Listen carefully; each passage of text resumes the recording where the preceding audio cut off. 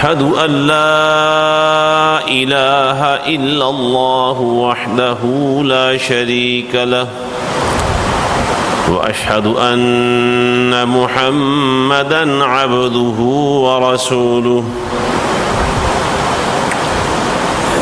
يا أيها الذين آمنوا اتقوا الله حق تقاته ولا تموتن إلا وأنتم مسلمون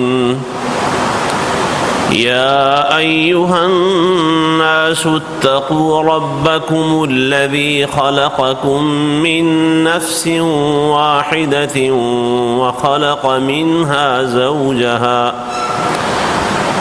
وخلق منها زوجها وبث منهما رجالا كثيرا ونساء واتقوا الله الذي تساءلون به والأرحام إن الله كان عليكم رقيبا يا أيها الذين آمنوا اتقوا الله وقولوا قولا سديدا يصلح لكم أعمالكم ويغفر لكم ذنوبكم ومن يطع الله ورسوله فقد فاز فوزا عظيما اللهم صل على محمد وعلى آل محمد كما صليت على إبراهيم وعلى آل إبراهيم إنك حميد مجيد اللهم بارك على محمد وعلى آل محمد كما باركت على إبراهيم وعلى آل إبراهيم إنك حميد مجيد أما بعد فإن خير الحديث كتاب الله وخير الهدي هدي محمد وشر الأمور محدثاتها وكل محدثة بدعة وكل بدعة ضلالة والضلالة في النار سبحانك لا علم لنا إلا ما علمتنا إنك أنت العليم الحكيم اللهم انفعنا بما علمتنا وعلمنا ما ينفعنا وزدنا علما الحمد لله على كل حال ونعوذ بالله من حال أهل النار رب أعوذ بك من همزات الشياطين وأعوذ بك رب أن يحضرون أعوذ بالله السميع العليم وبوجهه الكريم وسلطانه القديم من الشيطان الرجيم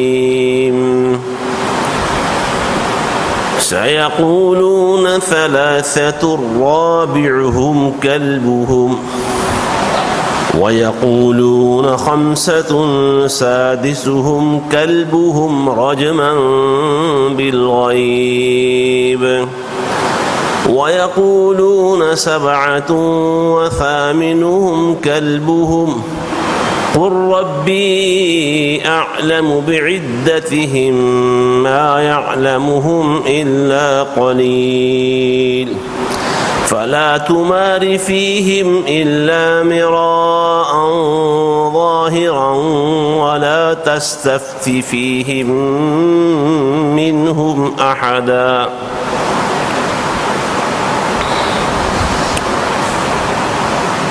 بعض لوگ کہتے ہیں کہ اصحاب کہف 4 تھے، 3 تھے، چوتھا کتا تھا.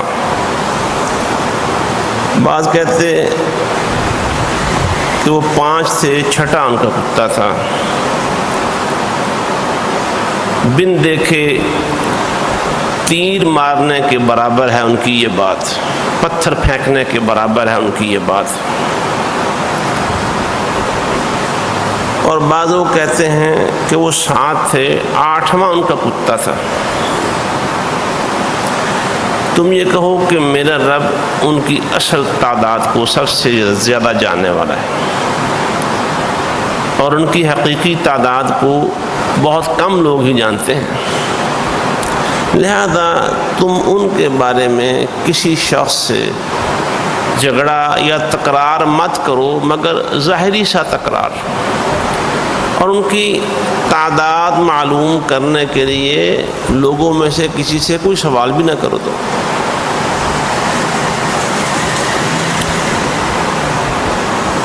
اصحاب کہف کا جو اصل قصہ تھا وہ تو اللہ سبحانہ و تعالی نے بیان فرمایا. اس کے بعد اس سے متعلق 1-2 باتیں تھیں جن کا بڑی خوبصورتی کے ساتھ اور بڑے ہی اچھے انداز سے اظہار فرمایا. ان مسائل میں سے ایک مسئلہ تھا کہ ان کی تعداد کیا ہے. عیسائیوں کے ہاں، یہودیوں کے ہاں ان کی تعداد کے بارے میں گفتگو ہوتی رہتی تھی، کیونکہ عرب لوگ تو اصحاب کہف کے قصے سے تقریباً ناواقف تھے. لیکن یہودیوں کے ہاں، عیسائیوں کے ہاں ان کے بارے میں یا ان کی تعداد کے بارے میں گفتگو جاری رہا کرتی تھی. اللہ تعالیٰ نے اس موضوع پر فرمایا کہ بعض لوگ یہ کہتے ہیں کہ ان کی تعداد 3 تھی، وہ 3 افراد تھے، چوتھا ان کے ساتھ کتا میں تھا. پھر فرمایا کہ بعض لوگ کہتے ہیں کہ وہ 5 لوگ تھے، چھٹا کتا تھا. اب یہ 2 رائے ہو گئی. اس کا مطلب ہے کہ 2 باتوں پر لوگوں کی گفتگو جاری رہتی تھی، اور اللہ تعالیٰ نے یہ جو دونوں رائے ہیں ان پر ایک تبصرہ فرمایا ہے. کون سی 2 رائے؟ پہلی رائے یہ کہ وہ 3 لوگ تھے، چوتھا کتا تھا. دوسری رائے یہ کہ وہ 5 لوگ تھے، چھٹا کتا تھا. ان دونوں آراء پر اللہ نے تبصرہ فرمایا رجمم بالغیب، کہ یہ باتیں ایسے ہیں جیسے دیکھے بغیر کوئی شخص پتھر پھینک دے ہوا میں کسی نشانے کے بغیر. یا تو اس کو نشانہ لگانا نہیں آتا، یہ ایسے ہی بغیر نشانہ لیے پتھر پھینک دے تو غلطی سے جا کے وہ نشانے پہ لگ جائے تو لگ جائے. لیکن ناواقف شخص کا، انجان شخص کا پتھر پھینکا ہوا یا تیر پھینکا ہوا اتفاقی طور پر نشانے پہ جا لگے تو یہ ایک الگ بات ہے. پتھر پھینکا ہوا بھی ایسے ہی. فرمایا یہ جو دونوں باتیں کرنے والے لوگ ہیں نا، ان کی بات کیا ہے؟ رجمم بالغیب، یہ بن دیکھے پتھر پھینکنے کے برابر ہے. منہ دوسری طرف ہے، نشانہ دوسری طرف ہے، شکار دوسری طرف ہے، اور اس سے دیکھے بغیر ہی ایسے ہوا میں پتھر پھینک دے، تیر پھینک دے، وہ غلطی سے جا کے نشانے پہ لگ جائے تو لگ جائے، ورنہ اس کا امکان بالکل نہیں. فرمایا یہ ایسے ہی ہے، ہوا میں تیر چھوڑنے کے برابر ہے، اندھیرے میں نشانہ لینے کے برابر ہے. رجمم بالغیب. پھر اللہ تعالیٰ نے ایک تیسرا قول بھی ارشاد فرمایا وَيَقُولُ، اس کے بعد وہ ان دونوں اقوال پر تبصرہ کر دیا. تیسرا قول کیا ہے؟ فرمایا سبعۃ وثامنہم کلبہم. کچھ لوگ یہ کہتے ہیں کہ وہ 7 لوگ تھے، 8واں ان کا کتا تھا، اور اس پر کوئی تبصرہ نہیں کیا. جس طرح آج کل کی زبان میں کہتے ہیں نا، جدید جو ہمارے پاس ذرائع ابلاغ کے ذرائع ہیں، سوشل میڈیا ہمارے ہاتھوں میں ہے، کمنٹ کرنا، اس پر کوئی کمنٹ نہیں کیا اللہ تعالیٰ نے. 2 باتوں پر پہلے اظہار فرما دیا اور تیسری بات پر کسی قسم کا اظہار کیے ہی نہیں، بس یہ بات فرمائی وَرَبِّي أَعْلَمُ بِعِدَّتِهِمْ. تم یہ بات لوگوں سے کہو کہ ان کی اصل تعداد کو میرا رب خوب جانتا ہے. مَا يَعْلَمُهُمْ إِلَّا قَلِيلٌ. ان کی حقیقی تعداد کو نہیں جانتے مگر تھوڑے سے لوگ، قلیل لوگ جانتے ہیں. اس کا مطلب ہے کچھ لوگ جانتے ہیں لیکن وہ ہیں تھوڑے، لیکن اللہ تو جانتا ہی جانتا ہے نا. وہ تو عالم الغیب والشہادہ ہے، وہ تو اتنی باریک سے باریک بات کو جانتا ہے حتیٰ کہ بندے کو خود کو پتہ نہیں کہ میرے ساتھ کیا ہونے والا ہے یا کل میں کیا کروں گا. کسی مسئلہ اپنے کل کے بارے میں کسی شخص کو کوئی نہیں پتہ. وہ زیادہ سے زیادہ یہ کہہ سکتا ہے کل میں فلاں جگہ جاؤں گا، یہ ارادہ کیا ہے، لیکن وہ حقیقت میں وہاں جا پائے گا یا نہیں یہ کس کو پتہ ہے؟ اللہ سبحانہ وتعالیٰ کو پتہ ہے. اللہ تعالیٰ نے سورۃ طٰہٰ میں فرمایا وَإِن تَجْهَرْ بِالْقَوْلِ فَإِنَّهُ يَعْلَمُ السِّرَّ وَأَخْفَى. جو بات تم نے دل میں چھپا رکھی ہے اللہ اس کو جانتا ہے. یہ تو ہوگی سر کو اللہ جانتا ہے. آگے فرمایا اخفا، جو سر سے بھی زیادہ مخفی بات ہے، پوشیدہ بات ہے، اللہ اس کو بھی جانتا ہے. بھئی سر چھپی مخفی بات کو کہتے ہیں سری بات، پورا اسرار کہتے ہیں راز کو. اللہ تو رازوں کو جانتا ہے، تو راز سے زیادہ مخفی کون سی بات ہو سکتی ہے؟ میں جو بات ابھی انسان کو پتہ نہیں میں کیا کروں گا، کسی کام کا پتہ نہیں میں کل کیا کرنے والا ہوں، یا تھوڑی دیر کے بعد میں کیا کہنے اور کرنے یا کھانے پینے والا ہوں، کہاں جانے والا ہوں، اللہ کو سب باتیں معلوم. اللہ کو تو پتہ ہی ہے کہ ان کی تعداد کیا ہے. بس ایک اور بات بھی، اللہ تعالیٰ وحی کے ذریعے اس جھگڑے کا خاتمہ تو کر سکتا تھا نا. اللہ صاف کہہ دیتا ہے نہیں یہ فلاں باتیں غلط ہیں، اصل بات یہ صاف طور پر اس طرح اللہ فرما سکتا تھا، لیکن یوں نہیں فرمایا. اس میں بھی اللہ کی ایک حکمت ہے، ایک سبق دیا. اگر اصحاب کہف کی تعداد معلوم ہو جائے، اگر کسی کو حقیقی تعداد اللہ بتا دے جتنے لوگ تھے، اس تعداد کا علم ہونے سے حاصل کیا ہوگا؟ اصل مسئلہ ان کی تعداد نہیں ہے، اصل دیکھنا یہ ہے کہ وہ گھروں سے کیوں نکلے یا کیوں نکالے گئے یا نکل جانے پر کیوں مجبور ہوئے، اور پھر اللہ تعالیٰ نے ان کی کیسے 300 سال تک حفاظت فرمائے رکھی. اچھا جس اللہ نے ان کو اب جگا دیا تھا تو انہیں 100-200 سال اور زندہ رکھ سکتا تھا. بھی نیک لوگ ہیں، توحید کی تبلیغ کریں گے، واعظ کریں گے، اللہ ایسا کر سکتا تھا. اللہ نے وہ بھی نہیں کیا، بس ایسے ایک جھلک دکھائی ان کے زندہ ہونے کی. وہ غار میں داخل ہوئے، اللہ نے پھر ہمیشہ کی اصلاح دی. تو معلوم ہوتا ہے اصل مسئلہ ان کی تعداد کا نہیں ہے، اہم بات یہ نہیں کہ وہ کتنے لوگ تھے، 3 تھے 5 تھے. اللہ تعالیٰ نے جیسا کہ امام حافظ ابن کثیر رحمہ اللہ نے سیدنا عبداللہ ابن عباس جو مفسر قرآن تھے، سیدنا عبداللہ ابن عباس رضی اللہ تعالیٰ عنہ کا مقام تفسیر میں سارے صحابہ سے زیادہ ہے. کیوں بلا؟ اس لیے کہ ان کے لیے بالخصوص رسول اللہ صلی اللہ علیہ وسلم نے اپنے بغل مبارک میں لے کے رات کے پچھلے پہر سیدہ میمونہ رضی اللہ تعالی عنہا جو ام المؤمنین تھیں، ان کے گھر میں دعا فرمائی تھی، اللہم علمہ التأویل، اے اللہ اس بچے کو قرآن مجید کی تفسیر کا علم عطا فرما۔ دعا قبول ہو گئی۔ اس دعا کی قبولیت اب تک ساری دنیا دیکھ رہی ہے۔ صحابہ کرام نے تو اپنی آنکھوں سے دیکھ لیا کہ اس بچے کے لیے رسول اللہ صلی اللہ علیہ وسلم کی دعا کیسے قبول ہوئی۔ وہ کیا فرماتے ہیں یہاں پہ؟ اللہ نے فرمایا نا کہ ما یعلمہم الا قلیل، کہ ان کی حقیقی تعداد کو بہت قلیل لوگ جانتے ہیں، تھوڑے۔ سبحان اللہ، فرماتے ہیں کہ وہ جو قلیل لوگ ہیں نا، ان میں سے ایک میں بھی ہوں۔ یہ کوئی دعویٰ نہیں تھا، ایسے ہی یہ حقیقت پر والی بات ہے کہ وہ جو قلیل لوگ ہیں وہ میں ہوں، ان کی تعداد کو میں جانتا ہوں۔ کیسے جانتا ہوں؟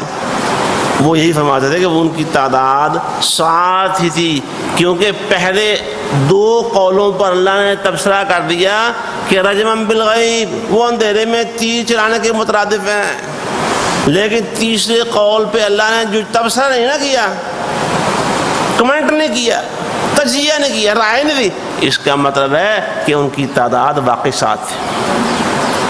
یہ بات حضرت عبداللہ ابن عباس نے قرآن کا، اللہ سبحانہ و تعالیٰ کا جو انداز بیان ہے اس سے سمجھی کہ وہ واقعی 7 تھی ان کی تعداد۔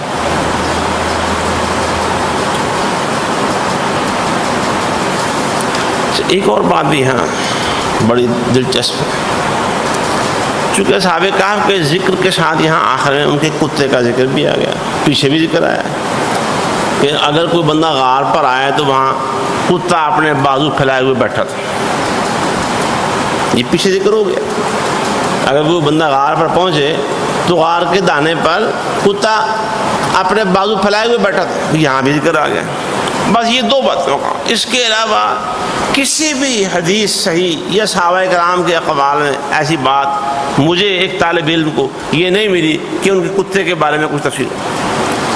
لیکن ہمارے ہاں کے لوگوں میں یہ بات بڑی مشہور ہے، عام لوگوں میں میں نے کئی لوگوں سنا کہ اصحاب کہف کا کتا بھی جنت میں جائے گا،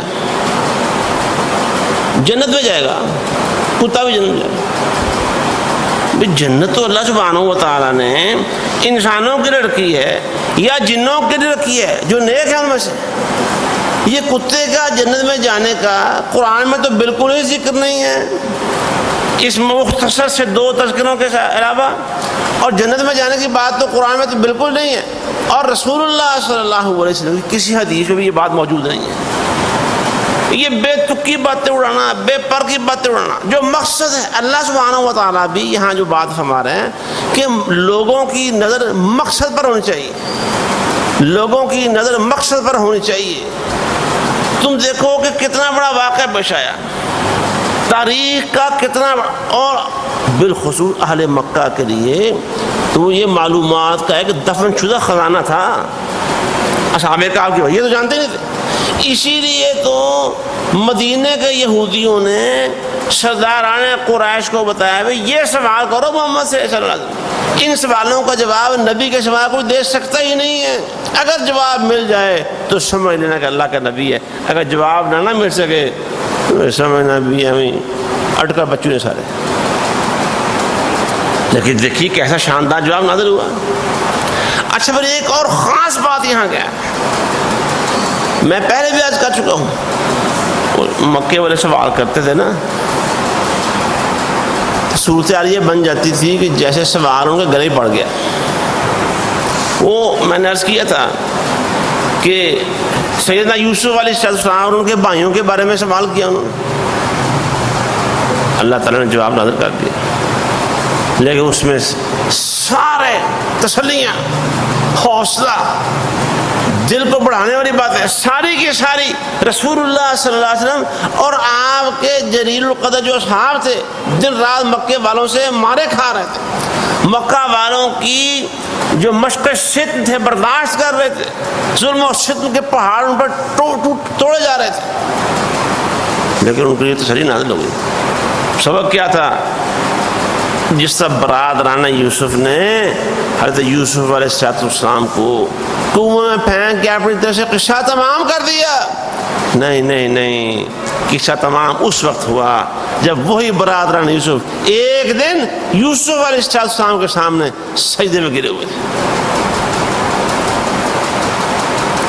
اللہ کہتا ہے کہ تم یوسف کو اپنی آنکھوں سے دور کر رہے ہو، میں ہوں اس کائنات کا رب، میں ایک دن تمہیں اس یوسف کے آگے ضرور جھکا کے چھوڑوں گا۔ ایسے ہی ہے محمد صلی اللہ علیہ وسلم، یہ آج مکے والے، یہ جتنے بھی قریشی سردار وغیرہ ہیں، ان کے حاشیہ بردار لوگ ہیں، تمہیں نظر انداز کر رہے ہیں، اگنور کر رہے ہیں، لیکن یہ ہمیشہ ایسا نہیں رہے گا، بہت جلد ایسا ہوگا، یہ سارے کے سارے تمہارے سامنے ضرور سرنے کو ہوں گے۔ پھر تاریخ نے وہ دن دکھا کے نہیں دیکھا؟ فتح مکہ کے دن ایسا ہوا یا نہیں ہوا؟ ایسے ہوا۔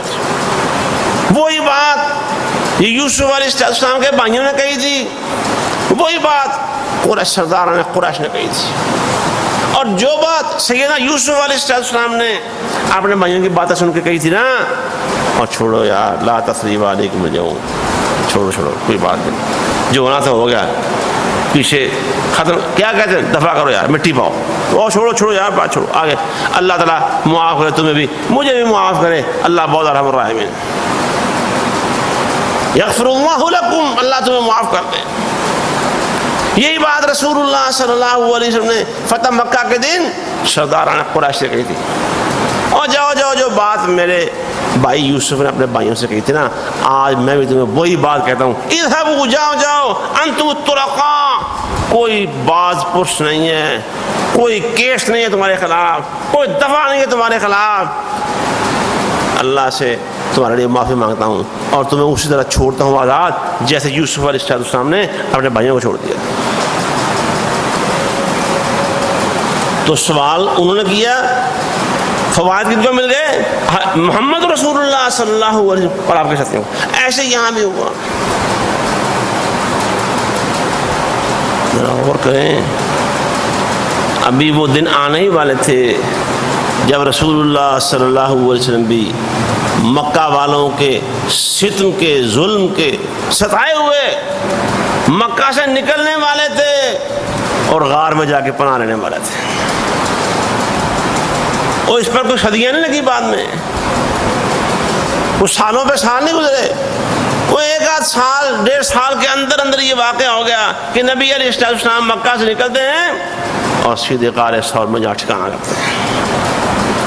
اور پھر لطف دیکھیے، ان کو تو اللہ نے سلا دیا، 3 صدیاں تک سلائے رکھا، 309 سال سلائے رکھا، کسی کو پتہ ہی نہیں، لیکن رسول اللہ صلی اللہ علیہ وسلم تو اس غار میں 3 دن رہے ہیں، اور مکہ والے کھوج لگاتے پیچھے پہنچے ہوئے ہیں، غار ثور کے دانے پہ کھڑے ہیں، محمد رسول اللہ صلی اللہ علیہ وسلم اپنے یار غار کے ساتھ، سیدنا ابو بکر صدیق رضی اللہ تعالی عنہ سچے، ابو بکر صدیق سچے، نبی علیہ السلام کی دوستی میں سچے، اللہ کے دین پر ایمان لانے میں سچے، اسلام کی خدمت کرنے کے اندر سچے، جنہوں نے اپنا تان مان دھن ہر شے اسلام پر اور محمد رسول اللہ صلی اللہ علیہ وسلم کی محبت پر نثار کرتے تھے، وہ بھی ساتھ ہیں، بیٹھے ہوئے ہیں، وہ یہاں بیٹھے باتیں کر رہے ہیں، اور بعض روایتوں میں آتا ہے وہاں انہوں نے پیشاب بھی کیا، ادھر ادھر غار کے ساتھ کہیں باتیں کرتے ہیں، نہیں یار یہاں تو نہیں ہے، ادھر ہوتے تو یہاں یہ نہ ہوتا، یہ غار کے منہ کی صورتحال بتا رہی ہے، یہاں پر آنے، اور اندر وہ سن رہے ہیں ساری باتیں، اور سیدنا ابو بکر صدیق رضی اللہ تعالیٰ عنہ تو نیم جان، یعنی بس جان نکلی رہی ہے، یہاں حلق بھی آئی ہے کہ ابھی کیا ہونے والا ہے اور ابھی کیا ہو جائے گا، وہ سارے چلا گئے۔ ابو بکر صدیق رضی اللہ تعالیٰ عنہ اپنا کام نبی کریم صلی اللہ علیہ وسلم کے سامنے ظاہر کرتے ہیں، اللہ کے رسول اگر یہ اپنے پاؤں کی طرف غور سے دھیان سے دیکھتے رہتے نا، یقیناً ہمیں دیکھ لیتے، یعنی جو ان کے اندر ایک بات تھی نا جو انہیں تنگ کر رہی تھی، جس تصور سے ان کی جان نکلے جا رہی تھی کہ ابھی کیا ہونے والا تھا، کون سی قیامت ڈھہنے والی تھی، نبی علیہ السلام نے بڑے تحمل کے ساتھ، بڑے حوصلے کے ساتھ، بڑے یقین کے ساتھ اللہ سبحانہ و تعالیٰ پر توکل اور اعتماد کے ساتھ یہ بات کہی. اور ابو بکر ہم نے جیسے آپس میں اور کمران آ جائے کہ گلا کرنا ہے آپ کہتے ہیں نا تسلی کے لیے. نبی علیہ السلام ابو بکر کیسی باتیں کرتے ما ظنک باثنین اللہ ثالثہما. ابو بکر یہ بتاؤ جن دو کا تیسرا ساتھی اللہ ہو جائے ان کے بارے میں تمہارا کیا خیال ہے؟ غار، اور یہاں بھی غار پیش آنے والی ہے. سفر غار میں پناہ لینے کا وقوع ہونے والا ہے. اس کا مطلب اثر تو قصے پر غور کرنا ہے، ایسا واقعہ کیا ہوا تھا. اللہ سبحانہ و تعالیٰ کتنا قادر و قدیر ہے، اپنے بندوں کی کیسے کیسے مدد کرتا ہے. اور اس سے پیچھے جتنا بھی قرآن نازل ہوتا رہا اس میں جا بجا آپ کو یہ موقع. سورہ مزمل دیکھ لینا. سورہ مزمل بالکل شروع میں ابتدا میں نازل ہونے والے جو صورتیں ہیں ان میں سے رب المشرق والمغرب لا الہ الا هو فاتخذہ وکیلا. علامہ احسان اللہ ظہیر رحمۃ اللہ علیہ کا میں نے ایک خطاب سنا، وہ اس میں فرماتے تھے کہ اس وقت کی جو زمینی تقسیم تھی، دنیا کے اندر بڑی بڑی قوتیں، سپر پاوریں موجود تھیں. فرماتے تھے کہ مشرق میں ایران تھا، وہ آتش پرستوں کی حکومت، ایرانی حکومت، یہ ایک سپر پاور تھی. مغربی دنیا میں رومی تھے، عیسائی بادشاہ تھے، ان کی حکومت تھی. دنیا میں اس وقت کی دو بڑی سپر طاقتیں تھیں، ایک مشرق میں تھی وہ ایران، اور ایک مغرب تھی وہ تھے رومی بادشاہ، عیسائی بادشاہ. اور ان کی جنگیں بھی بڑی بڑی ہوا کرتی تھی. ان کی ایک جنگ کا فتح اور غلبے کا قرآن کی سورہ روم میں ذکر موجود ہے. علامہ صاحب فرمانے لگے اے میرے نبی، اے میرے محبوب، مشرق بھی میرے قبضے میں، مغرب بھی میرے قبضے میں، میں ہوں مشرق و مغرب کا رب. تجھے کسی سے ڈرنے کی، خوف کھانے کی، مرعوب ہونے کی ضرورت نہیں ہے. تو مجھے اپنا وکیل بنا لے. اور یہ سوال کرنے والے یہ ایک دن خاک چاٹیں گے. ہاں، جن کو ایمان کی توفیق اللہ نے دی ہوگی، جن کے دل اللہ نے ایمان کے لیے قبول کیے ہوں گے، اللہ ان کو ایمان دے دے گا. باقی سارے کے سر رسوا ہو جائیں گے. وہ ادھوا شیبہ کہاں گئے؟ ابو جہل اینڈ کمپنی کہاں گئی؟ رسول اللہ صلی اللہ علیہ وسلم کا اپنا چچا، سگا چچا، اور ہمسایہ بھی ساتھ، چچا بھی اور ہمسایہ بھی. اور چچا بھی وہ جس کو جب پتا چلا کہ میرے بھائی عبداللہ کا گھر بیٹا پیدا ہوا ہے، اس نے خوشخبری سنانے والی اس لونڈی کو بھی آزاد کر دیا. وہ سارے واسطے جہنم ہو گئے. تبت یدا ابی لہب وتب.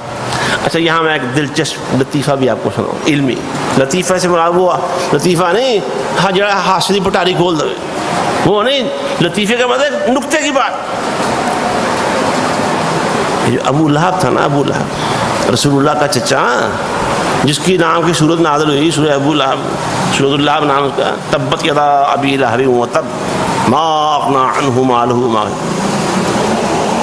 اللہ کی تقسیم دیکھیے، اس کی اولاد میں سے اس کے کچھ بیٹے اور بیٹیاں بعد میں آ کے مسلمان ہو گئے تھے.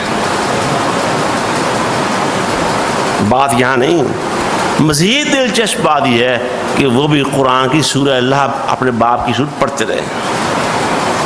یعنی ان کو یقین تھا کہ محمد سچے ہیں، ہمارا باپ جھوٹا تھا، تبھی تو قرآن پر ایمان لائے. ان کے باپ پر قرآن کی ایک سورت اور اس کی اور ان کی ماں کی واسطے جہنم ہونے کی ایک سورت نازل ہوئی. اور قرآن میں وہ سورت بھی ویسے ہی پڑھتے رہے جیسے وہ سورہ فاتحہ وغیرہ پڑھا کرتے تھے. اللہ کیسا قدیر ہے، کیسا قادر ہے، اپنے بندوں پر کیسا ہے مہربان ہے. اور امتحان لیتا ضرور ہے، لیکن جب رزلٹ دیتا ہے نا تو پھر رزلٹ قیامت تک دنیا دیکھتی ہے. ابراہیم علیہ السلام کا امتحان لیا، اللہ نے کہا ہم نے ابراہیم کا تذکرہ بعد والوں میں قیامت تک زندہ کر دیا. نوح علیہ السلام 950 سال تک اپنی قوم میں تبلیغ کرتے رہے، ان کے ظلم سہتے رہے، قوم کے لوگ ان کے اوپر ظلم ڈھاتے رہے. لیکن قوم ساری کہاں گئی؟ تباہ ہو گئی۔ نوح علیہ السلام کے پیروکار اور نوح علیہ السلام کا تذکرہ آج بھی زندہ ہے۔ ایسے ہی وہ غار والے جن لوگوں کے ظلم کے ستائے ہوئے اپنے محلے سے، اپنے شہر سے، اپنے گھروں سے نکلے تھے، وہ سارے تباہ ہو گئے، لیکن غار والوں کا تذکرہ آج بھی زندہ ہے۔ آج جمعہ ہے الحمدللہ، اور اگر کسی نے جمعے کے دن ابھی تک سورہ کہف نہیں پڑھی، رسول اللہ صلی اللہ علیہ وسلم فرمایا کہ جو بندہ جمعے والے سورہ کہف پڑھ لیتا ہے، اگلے پورے ہفتے کے لیے 8 دن کے لیے، اگلے جمعے تک کے لیے اللہ تعالیٰ اس کے سینے میں ایمان کا نور روشن کر دیتا ہے۔ تو سبق یہ ہے، ایمان دیکھیے ان لوگوں کا ایمان کیا تھا، ایمان کو مثال بنائیے، ان کے ایمان کو اپنے لیے مشعل راہ بنائیے۔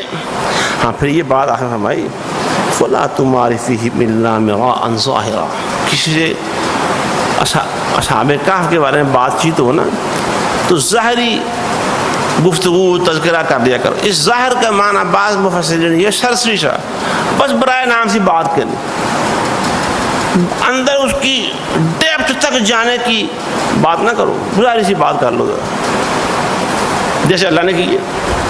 میں عرض کر چکا ہوں، اللہ تعالیٰ خود باقاعدہ طور پر یہ ساری 3 اقوال ذکر کرنے کی بجائے اللہ سیدھا یہ کہہ سکتا تھا نا، یا وہ اتنی تعداد تھی اور یہ ان کا کتا بھی تھا، ایسے ہو سکتی تھی نا بات، اللہ نے ایسے نہیں کی۔ اس لیے فرمایا تم بھی اس قصے کو سرسری سا بات چیت کر لیا کرو، ولا تستفت فیہم منہم احدا، اور جو ان کی حقیقی تعداد کا کھوج لگانے کے لیے کسی سے سوال بھی مت کرو کتنے بندے ہیں۔